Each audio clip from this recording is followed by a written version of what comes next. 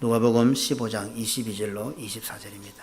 아버지는 종들에게 이르되 제일 좋은 옷을 내어다 입히고 손에 가락지를 끼우고 발에 신을 신기라. 그리고 살찐 송아지를 끌어다가 잡으라. 우리가 먹고 즐기자.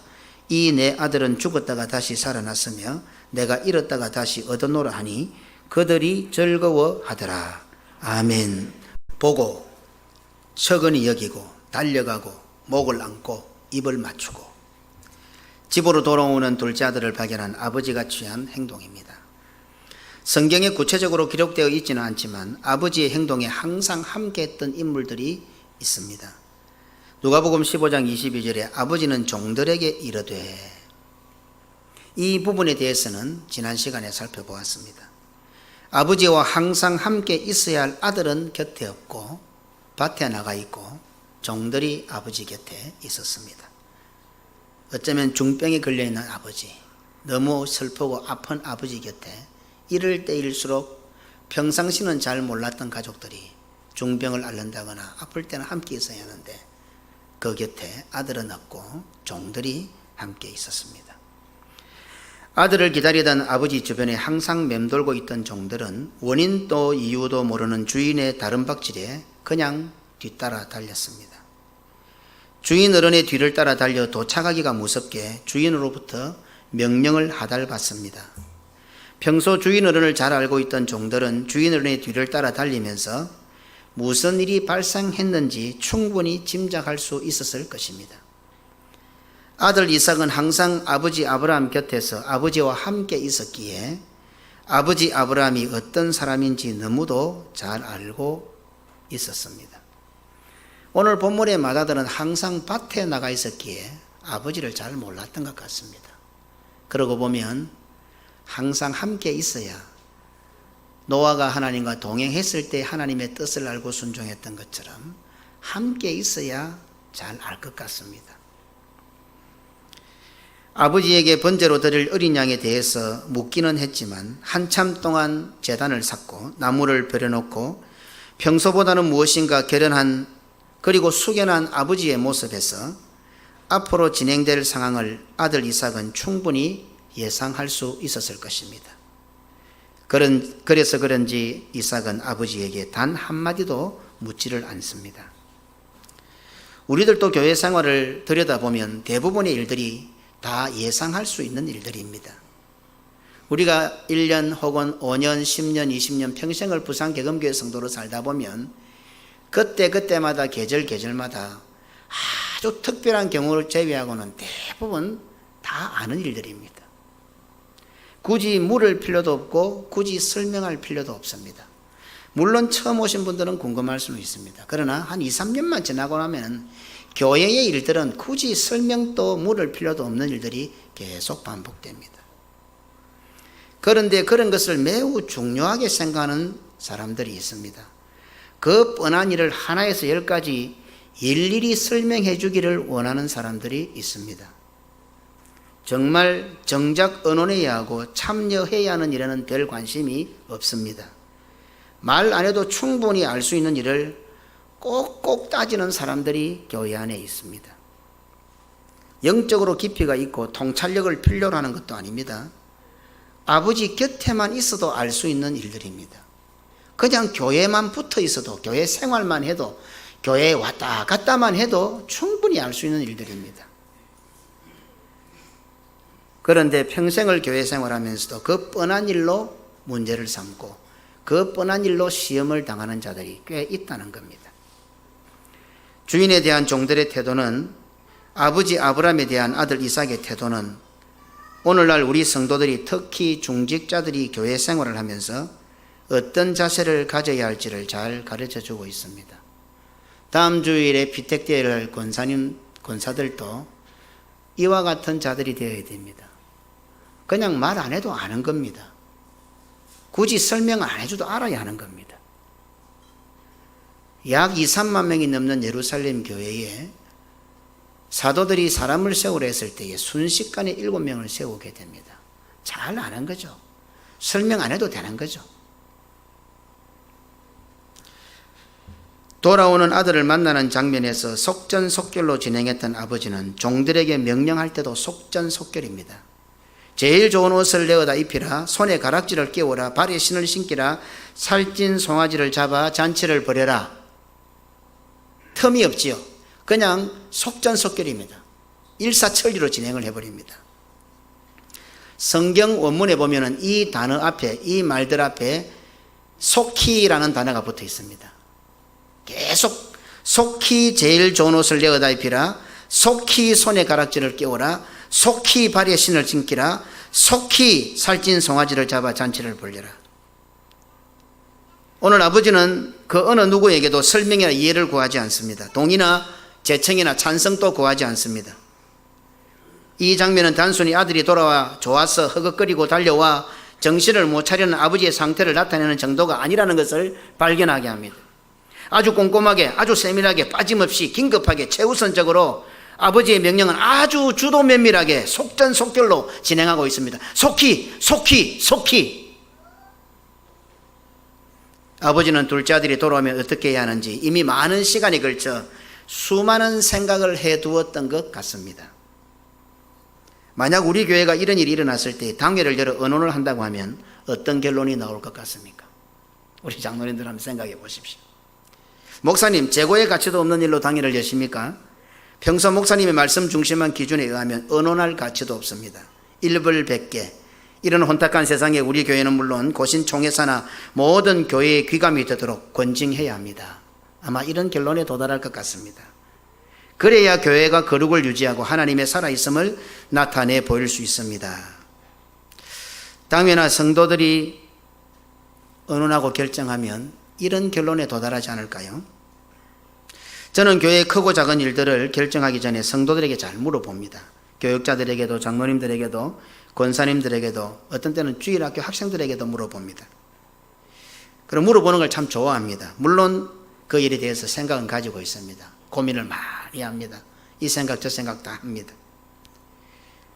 의견을 물어보는 방법을 취하긴 하지만은 제가 생각하고 있는 것이 성도들이 어떻게 생각할까, 이것을 한번 점검해 보는 시간입니다. 그러다 보면은 좋은 의견이 나와서 저의 생각을 수정할 때도 많습니다. 그런데 대부분 성도들이 그렇게 말씀을 해요. 목사님께서 교회에 대해서 제일 잘 아시니까 목사님께서 생각하시는 것, 목사님께서 결정하시는 것이 제일 좋을 것 같습니다. 대부분 우리 권사님들은 이런 대답을 많이 하십니다. 이 장면에서 다시 한번 아버지 행동을 되짚어 보십시다. 멀리서 돌아오는 둘째 아들을 발견합니다. 냅다 달려옵니다. 목을 껴안습니다. 한동안 입맞춤이 계속됩니다. 그 돼지 냄새 나는 아들을 껴안고 계속해서 입맞춤을 합니다. 그리고는 뒤따라 허겁지겁 달려오는 종들에게 명령을 내립니다. 속히 하라고, 급히 하라고, 얼른 하라고 다 거칩니다. 많이 떨어지기가 무섭게 얼른 속히 좋은 옷을 내어다 입혀라, 속히 신발을 신겨라, 속히 가락지를 끼워라, 속히 송아지를 잡아라. 우리는 지난 시간에 걸쳐서 둘째 아들의 귀양 앞에서 시시비비를 따지다가는 자칫 여론에 휘말려 둘째 아들의 목숨이 위험할 수 있다는 것도 살펴보았습니다. 여기서 우리가 묵상하지 못했던 더 중요한 하나를 발견할 수가 있습니다. 일반적으로 집안에 대사가 생기고 중요한 일이 생기면 제일 먼저 하는 일이 무엇입니까? 그렇습니다. 가족들부터 불러 모읍니다.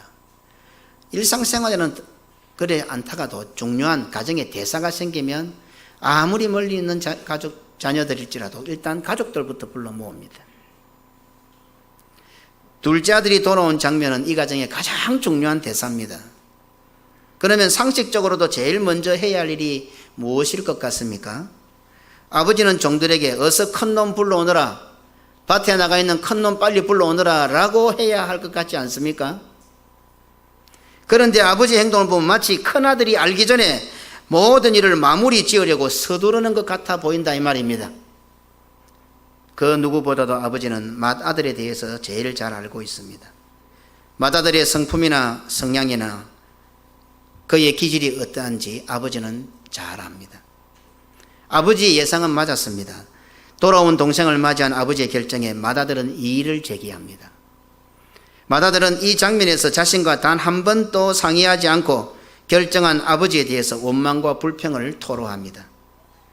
하지만 이미 상황이 종료되었기에 그것에 대해서는 토를 달지 못하고 기껏 토를 다는 것이 살찐 송아지와 염소 새끼 정도였습니다. 누가복음 15장 29절로 30절에 아버지께 대답하여 이르되 내가 여러의 아버지를 섬겨 명을 어김이었거늘 내게는 염소 새끼라도 주어 나와 내 벗으로 즐기게 하신 일이 없더니 아버지의 살림을 장녀들과 함께 삼켜버린 이 아들이 돌아오며 이를 위하여 살찐 송아지를 잡으셨나이다. 이미 아들의 신분이 회복되고 나니까 막상 행으로서 그것에 대해서는 토를 못 달고 있는 겁니다. 그래서 기껏 토를 단다는 것이 염소 새끼와 살찐 송아지였습니다. 만약 둘째 아들이 돌아왔을 때 먼저 이런 맏아들을 불러 당회를 했더라면, 아버지가 먼저 맏아들을 불러 둘째 아들에 대한 처우를 의논했더라면 어떤 결과가 발생했을 것 같습니까? 오늘의 묵상입니다. 야곱의 아들들은 요셉 동생에게 채색옷을 지어 입히고 11번째 아들 요셉을 믿음의 장자로 인정한 아버지 요셉을 인정할 수가 없었습니다. 그 결정을 받아들일 수가 없었습니다. 그래서 아버지 야곱에 대한 원망이 요셉에게 미움으로 발전하게 됩니다. 미움이 얼마나 컸으면 죽이고 싶을 정도였습니다. 사실은 요셉이 미운 것이 아니라 아버지의 결정이 받아들이지 않는 거지요. 아버지에 대한 원망은 그것으로 그치지 않습니다. 하나님에게까지 발전하게 됩니다. 왜 그렇습니까? 야곱이 요셉에게 채색옷을 지어 입힌 것은 야곱의 결정이 아니라 하나님의 뜻이었기 때문에 그렇습니다. 창세기 37장 19절에 서로 이르되 꿈꾸는 자가 오는도다. 오늘날에도 꿈을 꾸면 무슨 뜻일지 궁금해합니다. 성도들도 신기한 꿈을 꾸고 나면 하나님의 뜻이 있는 것은 아닐지 궁금해하고 풀이해보려고 노력합니다. 그리고 어떤 분들은 전화를 해요. 목사님, 오늘 꿈에 목사님 나오셨는데 좋은 일로 생각한다 이거죠. 오늘 이런 꿈을 꾸는데 목사님 혹시 무슨 뜻일까요? 이렇게 물어보는 분들이 있습니다. 야곱 당시 성경에서 기록하고 있는 꿈은 단순한 일상의 꿈이 아니라 하나님께 주시는 계시, 하나님의 임재의 의미가 담겨져 있습니다. 그러니 형들은 요셉에게 꿈을 주신 하나님까지 원망했습니다. 위대한 믿음의 조상 야곱이 요셉에게 채색옷을 입히자고 요셉의 형들과 당회를 했더라면, 의논을 했더라면 어떤 결론이 나왔을 것 같습니까? 요셉이 하나님께 주신 꿈을 가지고 형들과 그 꿈에 대해서 의논을 했더라면 어떤 결론이 나왔을 것 같습니까? 요셉의 꿈 이야기를 들은 형들의 반응은 어땠습니까? 창세기 37장 8절입니다.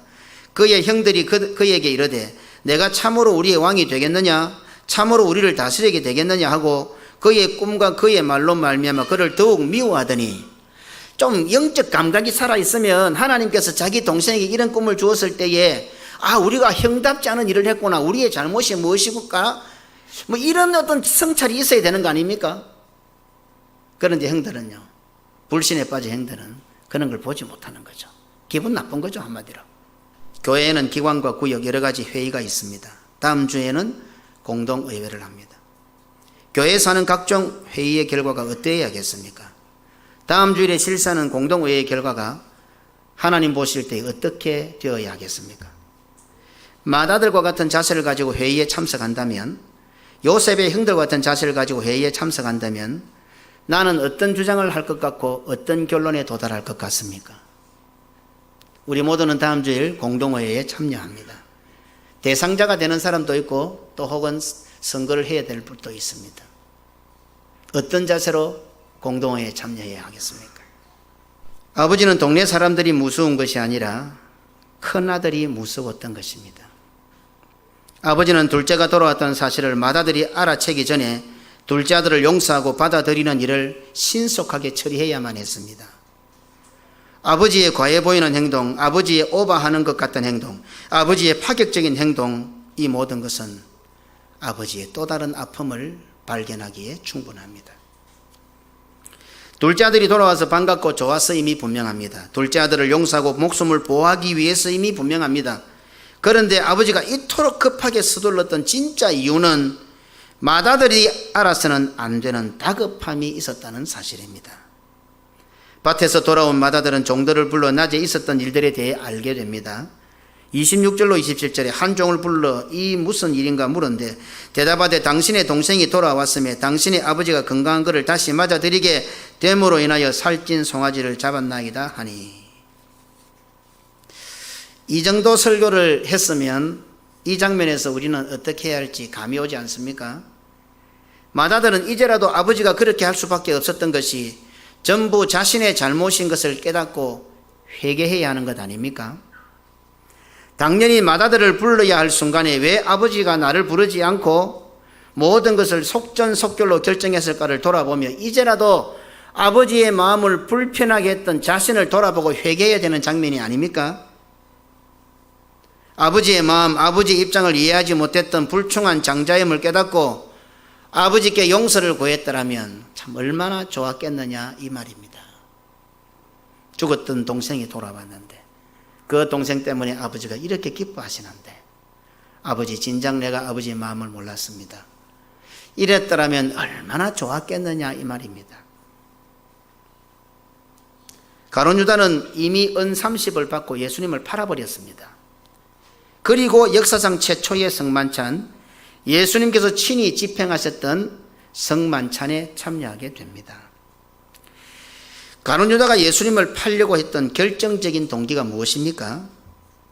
마태복음 26장 7절에 한 여자가 매우 귀한 향유 한 옥합을 가지고 나와서 식사하시는 예수의 머리에 부으니, 이 사건은 예수님의 죽으심을 예비하는 구속사에 매우 중요한 사건입니다. 마태복음 26장 12절에 이 여자가 내 몸에 이 향유를 부은 것은 내 장례를 위하여 함이니라. 그런데 가룟 유다는 그 향유의 가치가 돈이 아까웠던 것입니다. 이 여인의 행동에 대해 제자들의 반응을 성경은 다음과 같이 기록하고 있습니다. 마태복음 26장 8절로 9절에 제자들이 보고 붕괴하여, 제자들이 이렇게 표현합니다. 제자들이 보고 붕괴하여 이르되 무슨 의도로 이것을 허비하느냐, 이것을 비싼 값에 팔아 가난한 자들에게 줄 수 있었겠도다 하거늘. 참으로 대단한 명분입니다. 위대한 명분을 달고 있습니다. 이것을 비싼 값에 팔아 가난한 자들에게 줄 수 있었겠도다. 얼마나 아름다운 명분입니까? 사실 이 말을 주동한 사람은, 오늘 마태복음에는 제자들이라고 했지만 이 말을 주동한 사람은 가룟 유다였습니다. 요한복음 12장 4절로 6절에 제자 중 하나로서 예수를 잡아줄 가룟 유다가 말하되, 이 가룟 유다라고 분명히 말하고 있죠. 이 향유를 어찌하여 300데나리온에 팔아 가난한 자들에게 주지 아니하였느냐 하니, 이렇게 말하면 가난한 자들을 생각함이 아니요 그는 도둑이라 돈괴를 맞고 거기 넣은 것을 훔쳐가미르라. 참 명분은 아름답고 위대합니다. 가난한 자들에게 나누어주면 좋겠다. 그런데 실상은 어떻습니까? 도둑이죠. 그런데도 이 사건을 요한복음에서는 가룟 유다라고 말하고 있는데 마태복음에서는 제자들이 보고 붕괴했다 이렇게 기록하고 있습니다. 똑같은 사건이지만 기록은 우리에게 중요한 의미를 던져줍니다. 가룟 유다가 주도는 했지만은 묵인하고 있던 제자들도 똑같아 이 말입니다. 그 말은 안 했을 뿐 입 다물고 있던 제자들도 똑같아. 아주 중요한 교훈입니다. 난 그런 말 안 했는데요. 묵인도 동조입니다. 오늘 성경은 가룟 유다가 요한복음 그렇게 기록했지만 마태복음에서는 제자들이 이렇게 기록하고 있는 거예요. 주님의 몸된 교회보다도, 그리스도와 복음과 교회보다도 더 위대한 명분을 가지고 계신 분 없습니까? 그리스도와 복음과 교회보다도, 주님의 몸된 교회보다도 더 대단한 명분을 가지고 계신 분 없습니까? 그리고 그런 명분을 들으면서 묵인하고 있지는 않습니까? 도둑놈입니다. 예수님을 팔아먹을 가능성이 아주 많은 사람입니다. 이 사건이 결정적인 동기가 되어 가룟 유다는 예수님을 팔게 됩니다. 마태복음 26장 14절로 16절에 그때 12 중에 하나인 가룟 유다라는 자가 대제사장에게 가서 말하되 내가 예수를 너희에게 넘겨주리니 얼마를 주리냐 하니 그들이 은 30을 달아주거늘 그가 그때부터 예수를 넘겨줄 기회를 찾더라. 이런 상태로 가룟 유다는 성만찬에 참석하게 되었고 예수님께서는 그런 가룟 유다에게 다음과 같이 말씀하십니다. 마태복음 26장 24절로 25절에 인자는 자기에게 대하여 기록된 대로 가거니와 인자를 파는 그 사람에게는 화가 있으리로다. 그 사람은 차라리 태어나지 아니하였더라면 제게 좋을 뻔하였느니라. 예수를 파는 유다가 대답하여 이르되 랍비여 나는 아니지요. 대답하시되 네가 말하였도다 하시니라. 이렇게 말씀하시는 예수님의 심정이 어땠을까요? 저는 여기서 이 묵상을 해봅니다. 어떻게 예수님은 어떤 심정으로 가룟 유다에게 이 말씀을 하셨을까요? 창피 주시려고? 가룟 유다의 자존심 건드리려고? 아니면 괘씸해서? 어떤 마음으로 예수님께서는 가룟 유다에게 니네 차라리 안 태어났으면 좋았겠다. 네가 바로 내 팔로입니다. 사실은 팔았죠. 예수님이 왜 그 말을 직설적으로 하셨을까요? 그때라도 가룟 유다는 예수님의 마음, 예수님의 사랑, 예수님의 본심을 깨닫고 회개했어야 합니다. 이제 갈 때까지 가버렸잖아요. 이미 팔아버렸잖아요.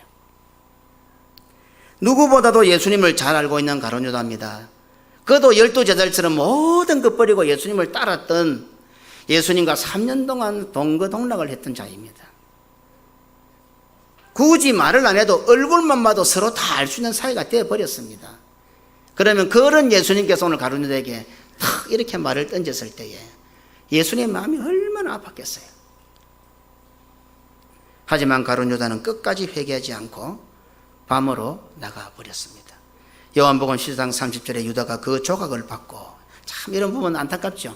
성찬의 떡을 받고 조각을 받고 나가니 밤 이르라. 요한복음 그렇게 기록하고 있습니다. 그냥 그 자리에서 예수님 앞에 엎드렸더라면 얼마나 좋았겠어요. 그게 예수님 마음 아니겠어요? 그런데 성찬에 참여했으면서도 불구하고 그는 밤으로 나가버렸습니다. 종들로부터 아버지 행동을 전해들은 마다들은 그때라도 평소에 아버지에게 믿음 없는 아들이었음을 발견하고 자신의 모습을 돌아보고 회개했어야 합니다. 그때라도 아버지의 마음을 잘 몰랐던 부족한 아들이었음을 인정하고 아버지께 회개하며 용서를 구해야 했습니다. 그런데 마다들은 가룟 유다와 같은 동일한 행동을 하게 됩니다. 마다들은 아버지의 결정에 대해 화를 냅니다. 분노합니다. 누가복음 15장 28절에 그가 노하여 골리앗 앞에 다윗이 나가려고 하니까 그 형 엘리압이 분노하죠. 노하여. 돌아온 둘째 아들에 대한 아버지의 서두르는 행동은 마다들이 알기 전에 속전속결로 처리해야 한다는 아버지의 진한 아픔을 엿보게 합니다. 히브리서 기자는 하나님 아버지의 이러한 마음을 잘 알아서 오늘 예수 그리스도를 믿어 구원에 얻은 성도들, 우리들을 하늘의 장자들이라고 부르고 있습니다. 한 가정에는 장자가 한 명밖에 없잖아요. 그런데 오늘 히브리서 기자는 예배에 참여한 모든 성도들을 장자라고 부르고 있네요. 히브리서 12장 23절에 하늘에 기록된 장자들의 모임과, 오늘 우리 장자들이래요. 그럼 이 표현, 이 기록에서 하나님 아버지의 어떤 마음이 담겨 있었겠어요? 니는 임마 큰아들 아이가, 이 말입니다. 니는 우리 집안의 큰아들 아이가. 그렇다면 나는 어떤 장자, 어떤 맏아들일 것 같습니까? 혹시 본문에 등장하고 있는 맏아들과 똑같은 아들은 아닙니까? 아주 쉽게 적용을 해볼게요.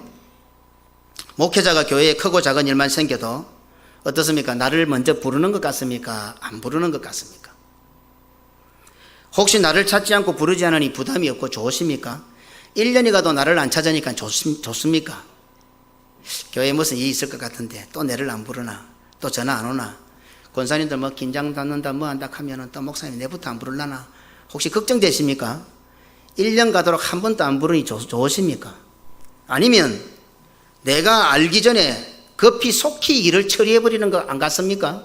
왜 날 부르지 않았느냐고, 왜 나는 모르느냐고 불평할 것이 아니라 부름을 받지 못하는 것에 대해서 자신을 돌아보고 회개하는 것이 바른 자세라고 여겨지지 않습니까? 말씀을 마무리하겠습니다. 아버지는 그토록 기다리는 둘째 아들이 돌아왔을 때 그 아들을 받아들이며 우리가 먹고 즐기자라고 말합니다. 대한민국 국민과 전통에 우리라는 말은 너무도 소중한 표현입니다. 우리나라, 우리 아버지, 우리 엄마, 우리 남편, 우리 아내, 우리 아들, 우리 딸, 우리 친구, 우리 사람, 우리 편, 어떻습니까? 우리 대한민국은 우리라는 단위를 빼면 안 될 것 같아요. 누가복음 15장 23절에 그리고 살찐 송아지를 끌어다 잡으라. 우리가 먹고 즐기자. 아버지는 자신이 최고로 기쁜 장면에서 자기가 죽었다 살아난 것보다도 더 기쁜 아들이 죽었다가 살아왔고 아들이 돌아왔으니까 자기 인생의 최고로 기쁜 장면에서 우리가 즐기자 이렇게 말합니다. 그런데 아버지에게 있어서 진짜 우리는 누구입니까? 이 말입니다. 우리가 함께 먹고 즐기는데 아버지의 진짜 우리는 어디에 있습니까? 이 탕자 비유에는 단어 하나하나에도 여백조차에도 하나님 아버지의 슬픔과 안타까움과 눈물이 묻어 있는 것 같습니다. 기껏 우리가 즐기자는데 종들밖에 없는 거예요.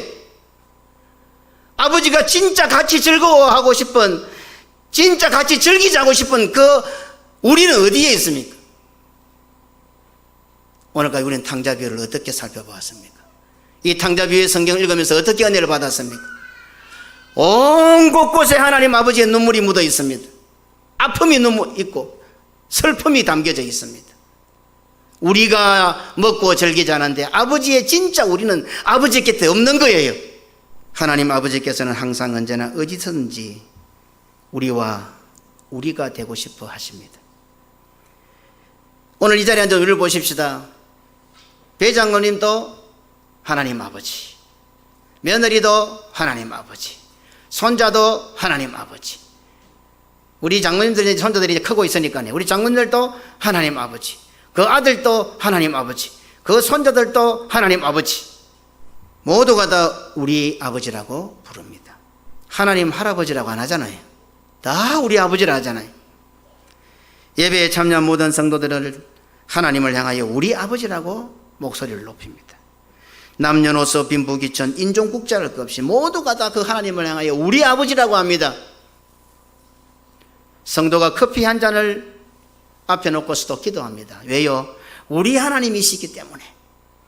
성도가 어디 가서 자리에 앉기만 하면 기도합니다. 왜? 우리 하나님이시기 때문에, 우리기 때문에. 하나님은 따로 떨어져 있는 게 아니고 우리기 때문에, 우리와 항상 함께 계시기 때문에. 노아가 항상 하나님과 동행했던 것처럼 성도들이 어디 가든지 앉으면 습관적으로 눈을 감습니다. 왜? 하나님 기도하잖아요. 하나님은 같이 계시기 때문에, 하나님은 우리기 때문에, 너음이 아니기 때문에. 그런데 우리 모두의 아버지신 하나님께서는 언젠가부터 우리로부터 왕따를 당하시는 것 같다는 생각을 지울 수가 없습니다. 완전한 장자, 완전한 마다이신 예수님께서는 자신이 십자가에서 찢어져 죽는 순간에도 아버지의 원대로 하시라고 간청을 합니다. 나 때문에, 나의 처참한 죽음 때문에, 내가 수치당하는 것 때문에 아버지의 마음이 흔들리지 마시고 아버지께서 뜻하신 대로, 아버지께서 원하시는 대로 처리하시라고 간청을 하십니다. 그리고는 우리 같은 자들을 감히 하나님의 나라의 장자로 받아들이시는 아버지의 결정에 어떻게 나를 두고 저런 놈들을 장자로 받아들입니까? 큰아들로 받아들입니까? 항변하시지 않았습니다. 오늘 이 본문의 마다들은 동생을 받아들이는 것을 받아들일 수가 없었습니다. 그러나 진짜 받아들이신 우리 예수님은 자기가 그토록 죽임을 당하시고 처참한 결과를 만들어감에도 불구하고 아버지가 뜻하신 대로 이루어 가시고, 하나님의 결정이 옳습니다. 아버지의 결정이 옳습니다. 이제 돌아온 저 둘째 아들은 나보다 더 좋은 아들이 될 겁니다. 나보다 더 하나님 마음을 잘 알게 될 겁니다. 나보다 더 아버지께 잘할 겁니다. 이렇게 말씀하시는 거예요. 제가 없는 이 세상에 이제는 제가 했던 것보다 돌아온 저 둘째가 아버지의 뜻을 더 잘 알아서 훨씬 더 잘할 겁니다. 이렇게 하나님 아버지께 간청을 하는 거예요. 요한복음 10장 12절에 내가 진실로 진실로 너희에게 이르노니 나를 믿는 자는 내가 하는 일을 그도 할 것이요 또한 그보다 큰 일도 하리니 이는 내가 아버지께로 감이라. 이 예수님, 진짜 장자이신, 진짜 마다이신 예수님의 이 말씀을 보세요.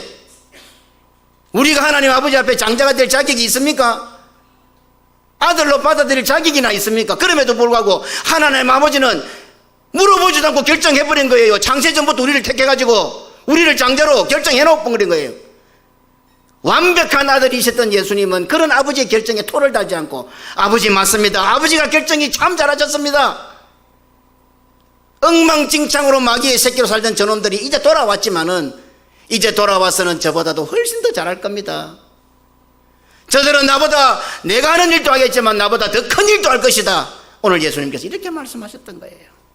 우리 보고 이렇게 해서 우리들이 예수님의 뒤를 이어 하나님 아버지의 장자가 되었다면 이제 우리는 하나님 아버지께 어떻게 해야 되겠습니까? 예수님은 이렇게 하셨어요. 예수님은 우리를 그만큼 믿어주셨어요. 동생들이 우리 보고 이제 네가 큰아들이 되어서 아버지께 잘하래, 그리고 가신 거예요.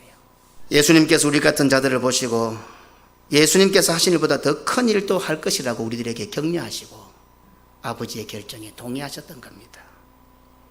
그 큰 일이 뭘까요? 도대체 큰 일이 뭐예요?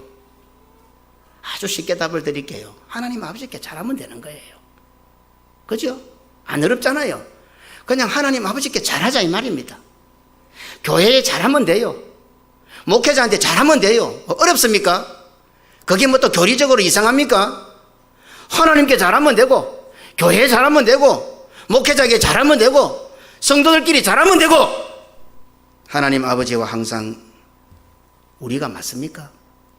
나는 하나님과 우리가 맞습니까? 나는 부산계금교회와 우리가 맞습니까? 나는 목사님과 우리가 맞습니까? 곁에 앉아있는 장로님과 우리가 맞습니까? 오늘 여기 앉은 성도들과 우리가 맞습니까? 남 같아 보이지는 않습니까? 기도하십시다.